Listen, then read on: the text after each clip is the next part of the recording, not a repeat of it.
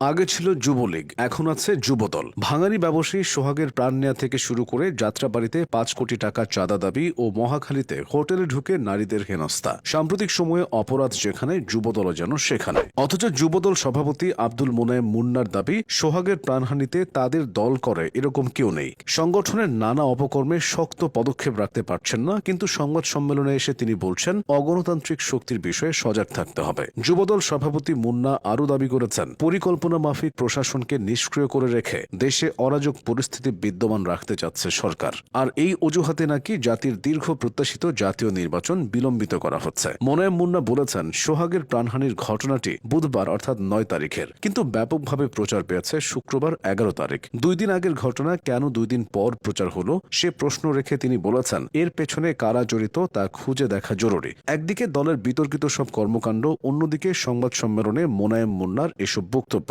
সব মিলিয়ে যুবদল ও এর সভাপতি উভয়ই সমালোচনার মুখে পড়েছেন। সভাপতি হিসেবে যে মুন্না দলের শৃঙ্খলা বজায় রাখতে ব্যর্থ হচ্ছেন তাও স্পষ্ট একটা পরিসংখ্যানে। ২০২৪ সালের ৫ই আগস্টের পর থেকে সারা দেশে যুবদলের মাধ্যমে অসংখ্য অপরাধ সংঘটিত হয়েছে। এসব ঘটনায় সারা দেশে সংগঠনটির হাজারেরও বেশি নেতাকর্মীকে বহিষ্কার করা হয়েছে, কিন্তু তাতেও খুব একটা লাভ হচ্ছে না। একের পর এক অপরাধে যুবদলের নাক কাটা গেছে। বিরক্ত হয়ে বিএনপি ঘনিষ্ঠ কেউ কেউ সারা দেশে যুবদলের কমিটি বিলুপ্ত করার আহ্বান জানাচ্ছেন। অথচ বিএনপির অন্যতম এই অঙ্গ সংগঠনের নতুন কমিটি সবেমাত্র ১ বছর পার হয়েছে। ২০২৪ সালের জুলাইতে জাতীয়তাবাদী যুবদলের আংশিক কেন্দ্রীয় কমিটি ঘোষণা করা হয়। সেখানে আব্দুল মোনায়েম মুন্নাকে সভাপতি ও নুরুল ইসলাম নয়নকে সাধারণ সম্পাদক করা হয়। তখন বিএনপির ভারপ্রাপ্ত চেয়ারম্যান তারেক রহমানের নির্দেশক্রমে দলটির মহাসচিব এই কমিটির অনুমোদন দিয়েছিলেন। মোনায়েম মুন্নার বিষয়ে বিএনপির শীর্ষ নেতাদের অনেকে বিরোধিতা করলেও দলের তারেক রহমান তার উপর আস্থা রেখেছিলেন। মূলত তার বিষয়ে দলের জ্যেষ্ঠ নেতাদের বিরোধিতার কারণে ওই সময় যুবদলের কমিটি গঠন কিছুটা বিলম্বিত হয়েছিল।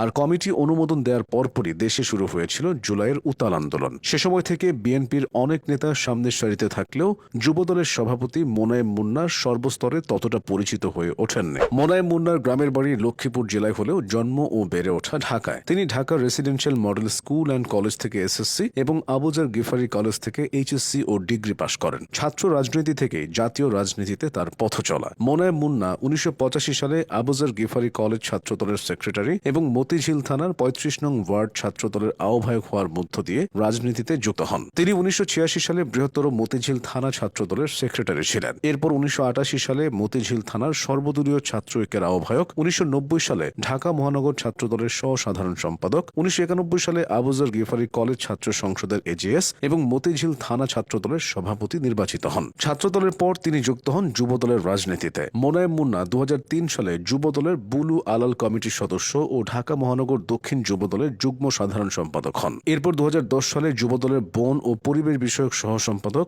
২০১১ সালে যুবদলের যুগ্ম সাধারণ সম্পাদক এবং ২০২০ সালে যুবদলের নীরব টুকু কমিটির কেন্দ্রীয় সহসভাপতি হয়ে বরিশাল বিভাগীয় টিমের লিডার হিসেবে দায়িত্ব পালন করেন। ধীরে ধীরে তিনি বিএনপির অভ্যন্তরে মজবুত অবস্থান তৈরি করে নেন, কিন্তু ২০২৪ সালে যুবদলের দায়িত্ব নেওয়ার পর থেকে তার সংগঠন খুব একটা ভালো সময় কাটাচ্ছে না। নানা অপরাধ অপকর্মে যুক্ত হয়ে সংগঠনটি বিএনপির ভাবমূর্তিতেও নেতিবাচক প্রভাব ফেলছে। যুবদলের সভাপতি হিসেবে আব্দুল মোনায়েম মুন্নাও এখন সমালোচনার বাইরে নন।